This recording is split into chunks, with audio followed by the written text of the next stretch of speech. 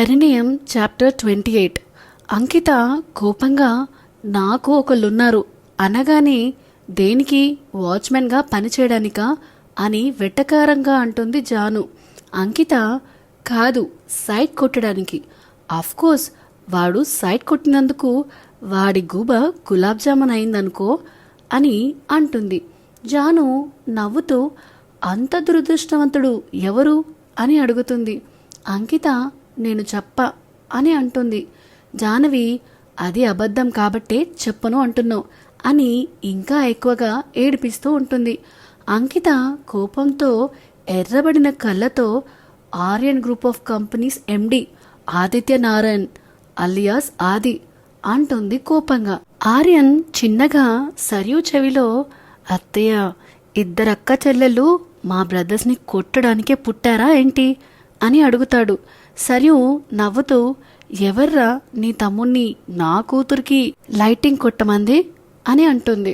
ఆర్యన్ నాకు అదే అర్థం కావట్లేదత్తా అని గుసగుసలాడుతుంటే అప్పుడే వాళ్ళ మధ్యలో నుంచి జానవి పరిగెడుతూ అంకిత నువ్వు నన్ను పట్టుకోలేవు అని ఏడిపించడం అన్నీ గుర్తుకు వస్తుంటే సరియు కన్నీళ్లు అంకిత చేతి మీద పడగానే చిన్నగా కళ్ళు తెరిచి చూసి మీరు ఇక్కడ అని లేవబోతే సరియు వద్దు, లేవద్దంకిత, ఇప్పుడే కదా ట్రీట్మెంట్ జరిగింది అని అంటుంది. అంకిత వినకుండా లేచి పర్వాలేదు, ట్రైనింగ్ టైంలో తగిలిన దెబ్బల కన్నా ఇవి చిన్నవే అని కూర్చుంటుంది.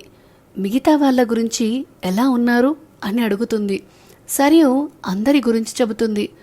అమూల్య గురించి అడగగానే కామైన సరియుని చూసి ప్లీజ్ చెప్పండి, అక్కకి ఎలా ఉంది అని కన్నీళ్లతో అడుగుతుంది. డాక్టర్స్ చెప్పింది మొత్తం చెప్పి ఏం కాదు మీ అక్కకి, బాగవుతుంది అని అంటుంది సరియు. అంకిత ఏడుస్తూ నేను ధైర్యంగా ఉండడానికి కారణం మా అక్క, తనకిప్పుడు ఇలా జరగడం నేను భరించలేకపోతున్నా, ప్లీజ్ కాపాడండి అని అంటుంది.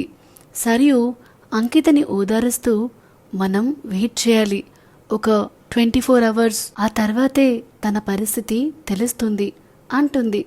అంకిత మరి అక్క ఆశయం కూలిపోతుందా? తట్టుకోలేదు తను, ఒక కంపెనీ పెట్టాలి అనేది మా అక్క ఆశయం, అదేమైపోతుంది ఇప్పుడు అని ఏడుస్తూ అంటుంది. సరియు ఈ విషయం బయటికి పోకుండా నేను చూసుకుంటా, మీ అక్క ఆశయంని కాపాడే బాధ్యత నాది అంటుంది. థ్యాంక్స్ అమ్మా అని అంకిత అంటుంది.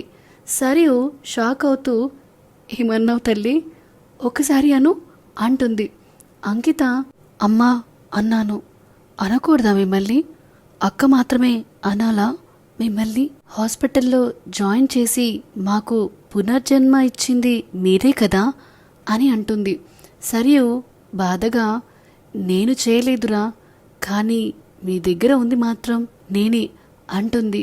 సరియు నిజాయితీని చూసి అక్క ఎందుకేనేమో సరియు గారిని అమ్మ అని పిలుస్తుంది అనుకుని అంకిత సారీ అమ్మా, మీరు కాకపోతే ఏంటి, దగ్గర ఉన్నారు కదా, అది చాలు, మా అక్క కోసం కష్టపడ్డారు కదా, నేను చేసిన మిస్టేక్ని ఫర్గివ్ చేస్తారా అని అడుగుతుంది. సరియు బాధగా నువ్వు సారీ చెప్పడం ఏంటిరా, బంగారమ్మి నువ్వు సారీ చెప్పకూడదు, నువ్వు నా చిన్న కూతురువే సరేనా అని అనగానే అంకిత కళ్ళల్లో నీళ్లు ఆగకుండా వస్తుంటే వాటిని తుడిచి ఏమైందిరా అని అడుగుతుంది. అంకిత ఏం లేదు, బ్యాడ్ మెమరీస్ గుర్తొచ్చాయి అని అంటుంది. సరియు బ్యాడ్ మెమరీస్ని మర్చిపోయి హ్యాపీగా ఉందాం సరేనా అంటూ హక్ చేసుకుంటుంది. అంకిత కూడా హక్ చేసుకుని అమ్మ ప్రేమ ఇలాగే ఉంటుందేమో అని మనసులో అనుకోగానే తన చిన్నతనంలో తన తల్లి కాని తల్లి పెట్టిన బాధలు గుర్తుకు రాగానే అంకిత బాడీ షివర్ అయిపోతూ అమ్మా నన్ను వదిలి వెళ్ళకు, నొప్పిగా ఉంది అని అప్రయత్నంగా తన నోటి నుంచి వచ్చేసరికి సరియు కంగారుగా ఇక్కడే ఉండు, నేను వెళ్ళి డాక్టర్ని తీసుకుని వస్తా అంటుంది. వద్దు, ఎక్కడికి వద్దు, ఇలాగే ఉండు అని అంటుంది అంకిత.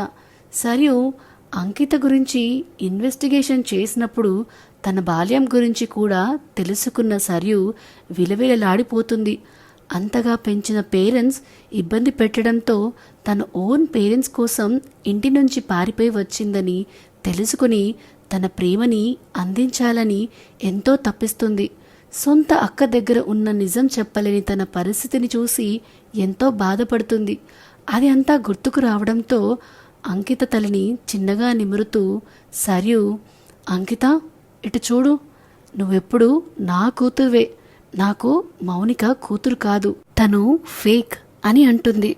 సో ఇదేనండి పరిణయం 28th చాప్టర్. ఈ స్టోరీ కనుక మీకు నచ్చినట్టయితే please like, share and comment చేయండి. అలానే ఇలాంటి కొత్త కథల కోసం మన channel the novel whisperer with విన్యాని సబ్స్క్రైబ్ చేసుకోండి. Thank you.